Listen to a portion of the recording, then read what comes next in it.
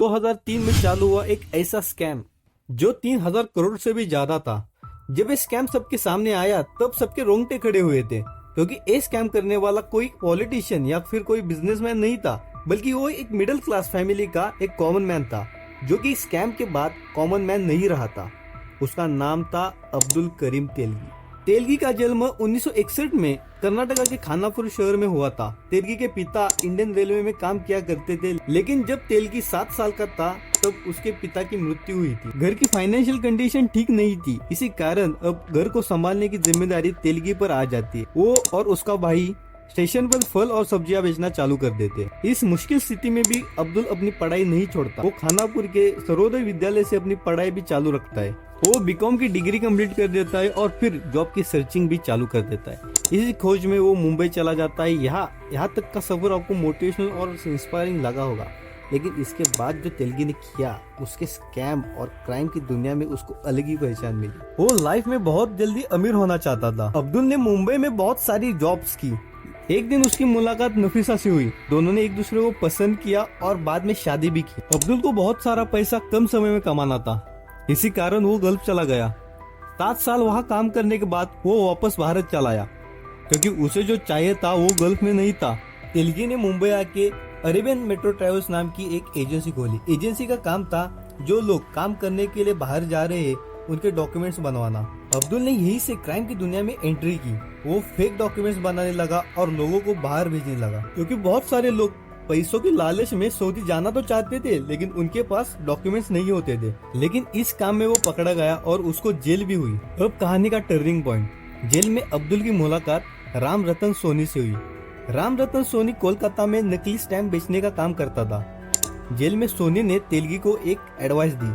सोनी ने कहा कि तुम एक छोटे से तालाब में काम कर रहे हो, बाहर बहुत बड़ा समंदर पड़ा है। जब सोनी और तेलगी बाहर आए, उन्होंने एक साथ काम करने का सोचा। वो पुराने स्टैम्प्स को वॉश करके उन्हें फिर से बेचते थे।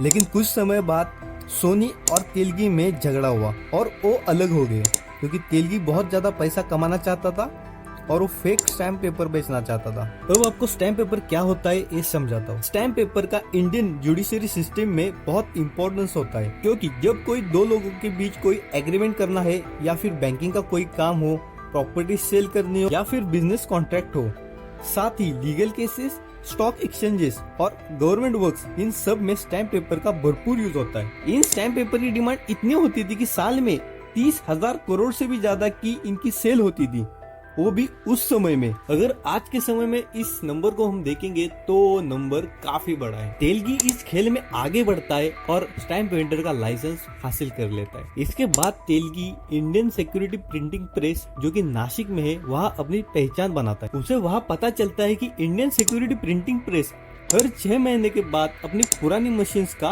ऑक्शन कराती है। वो ऑक्शंस में भाग लेकर इन मशीन्स को खरीदता है। इसके बाद वो प्रेस के वर्कर्स को पैसे देकर इन मशीन्स को भी ठीक कर देता है। इसके बाद वो प्रेस के मैनेजर की मदद से इंक, पेपर और डाई भी चुराता है और चालू हो जाता है नकली स्टैम्प पेपर का बिजनेस। वो अपने टीम के 3 हिस्से बनाता है। पहला हिस्सा जो स्टैम्प पेपर का प्रोडक्शन करते हैं, दूसरा जो सेल्स टीम, जिसमें ग्रेजुएट्स होते हैं जो कि स्टैम्प पेपर को जल्दी से सेल करने में उसकी मदद करते हैं, और तीसरे वो लोग जो स्टैम्प पेपर की सप्लाई में काम करते हैं। तेलगी ने एक स्ट्रेटेजी डेवलप की थी। वो 100 स्टैम्प पेपर में 25 स्टैम्प पेपर असली मिक्स कर देता था। इससे ये फ्रॉड पकड़े जाने का रिस्क भी कम था। साथ ही Telgi politicians, police, government officers को पैसे भी खिलाता था। कुछ सालों में तेलगी ने इस फ्रॉड से करोड़ों रुपए कमाए। इसी दौरान उसे पैसे का इतना नशा चढ़ गया था, उसने एक डांस बार में एक डांस गर्ल पे 93 लाख उड़ाए, और यही से तेलगी का डाउनफॉल भी चालू हो गया। तेलगी का एक ट्रक बेंगलोर पुलिस ने पकड़ा। पुलिस को ट्रक में नकली स्टैम्प पेपर की गोनियां मिली। इस केस में पुलिस द्वारा डीप इन्वेस्टिगेशन हुई और पुलिस इस फ्रॉड के मास्टरमाइंड तेलगी तक पहुंच गई। लेकिन तेलगी भाग जाता है। लेकिन कुछ ही दिनों बाद तेलगी फिर से पकड़ा जाता है। अब एक केस एसआईटी को सौंपा जाता है। ये केस अब पब्लिक डोमेन में जाने के कारण अब उसके सपोर्टर्स अपना हाथ पीछे खींच लेते हैं। तेलगी की नार्को टेस्ट होती है। इसमें वो पॉलिटिशियंस, गवर्नमेंट ऑफिसर्स का नाम लेता है। बाद में केस सीबीआई को सौंप दिया जाता है। तेलगी की सारी प्रॉपर्टी सील हो जाती है और 2006 में उसे 30 साल की सजा होती है। लेकिन पूरी सजा भुगतने से पहले ही तेलगी की 20 अक्टूबर 2017 में बेंगलोर की जेल में उसकी डेथ होती है। उस समय तेलगी के एडवोकेट ने ये दावा किया था कि उसको मारा गया है। सबको पता है ये स्कैम तेलगी ने किया था, लेकिन बहुत सारे पॉलिटिशियंस और गवर्नमेंट ऑफिसर्स भी इसमें शामिल थे, लेकिन अकेला तेलगी फंसा। अभी तक ये पता नहीं चला कि तेलगी इस खेल में राजा था या पैदा। ये राज उसके साथ ही चला गया। गाइस, इससे जुड़ी एक वेब सीरीज भी आ चुकी है, इसे आप देख सकते हैं। इसका नाम है स्कैम 2003।